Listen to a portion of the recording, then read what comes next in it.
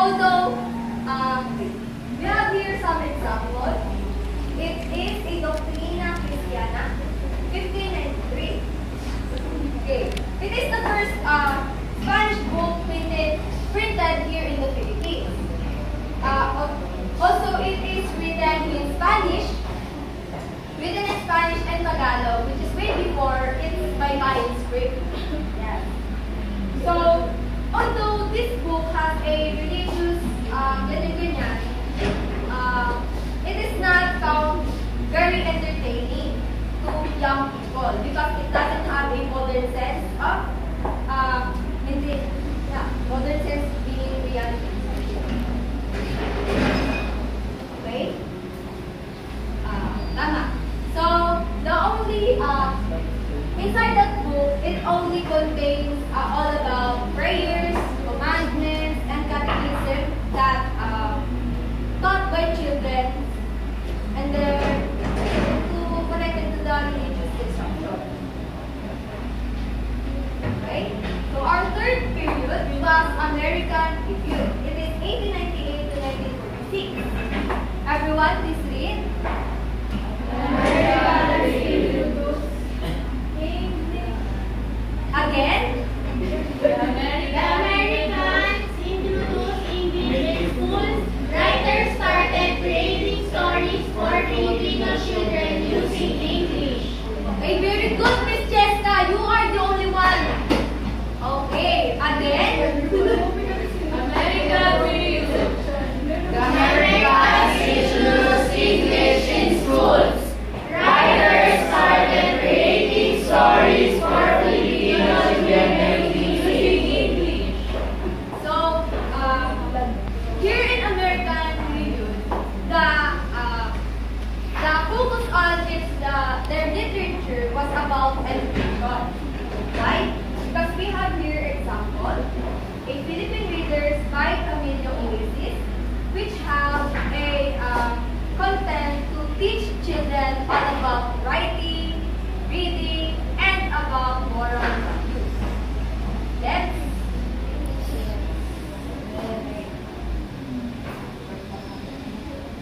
so number 4 is post-war to 1960.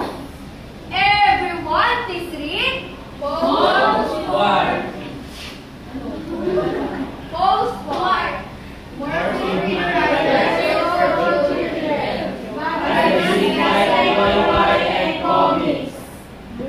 Okay. So in this era, post-war means this is after the war ended. Okay. So in this era, the common or yung famous literature in this era was comics and Liwayway. So Liwayway magazine is a famous Filipino weekly magazine that started in 1922. Although this magazine contains a serialized novels, short poems, and poems. Short stories and poems. Although this magazine does not contain the nakabukaw ng bata. Hindi tayo siya talagang para sa bata.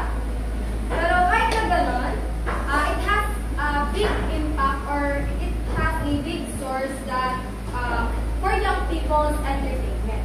Kasi may mga picture books ata dito. Itong Liwayway.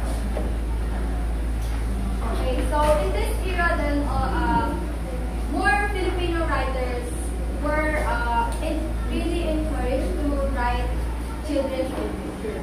Although some of them, iba lang. Okay, so fifth, bear with me. 1970s to 1980s, it is the real growth. Everyone, please read. 1970s to 1980s, real growth. The true beginning of modern children's literature. Writers like Russell Molina and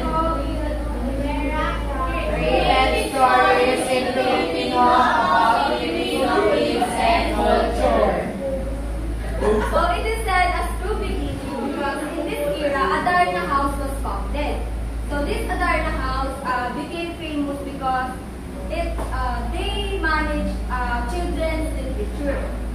And then, that said, in this era also, there are the started of many competitions. Like, kung sino yung gusto magsulat, ganyan, to encourage more writers. Like, also, in said, like Pinay Villanueva, Raza Molina, and other etc. So, of course, here in this era, there are more stories created in Filipino about Filipino kids and their also culture.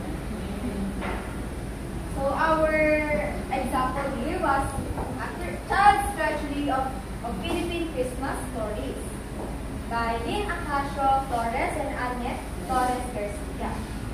So it shows Filipino tradition and pictures about Christmas. And then also it is a mix of folklore, imagination, and values.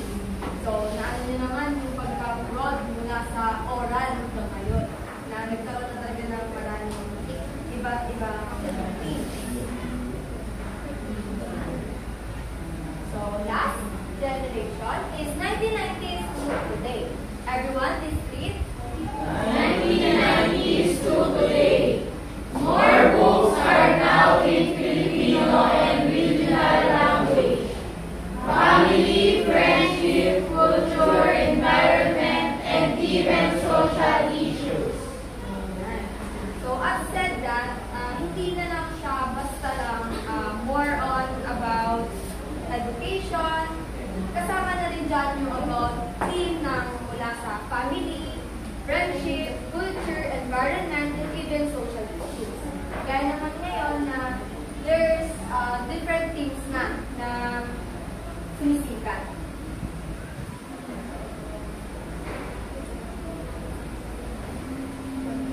So also schools and schools that has library, marami na rin nandoon mismo sa loob nun na mga iba't ibang children's literature. And then, diba, as nung nakaraang, yung kanina sa era natin, nagsimula na rin na nagkaroon na rin ng different combinations to encourage different writers. And then, as of today, ganun pa rin siya. That's why we have the different genres, themes in Filipino children's literature here in the Philippines. So, example dito ay Ako si Kaliwa, Ako si Kanan by Renee Villanueva.